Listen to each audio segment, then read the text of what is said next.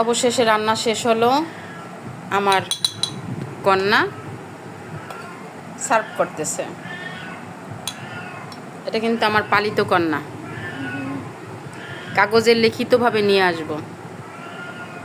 দেওয়া সুন্দর করে দাও। ওই যে না পারতেছে, দেখি জামাই বাড়ি গিয়ে পারে কি না। ওর মাকে বলছি কিছু কাজ শিখাইতে, কারণ শ্বশুরবাড়ি গিয়া যদি খাটে বৈশা বৈশা খায় তাহলে তো আর হবে না।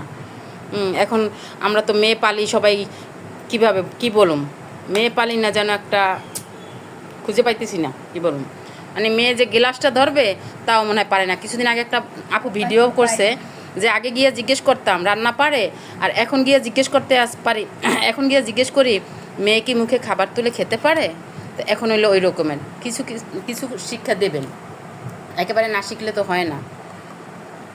শাশুড়িরে কষ্ট দিলে তো হইব না, নিজেরও তো করতে হইব। মেয়েটারে শিক্ষা দিতে আসি কাজ করার। শ্বশুরবাড়ি পাও তুললে খাইলে তোর হইল না।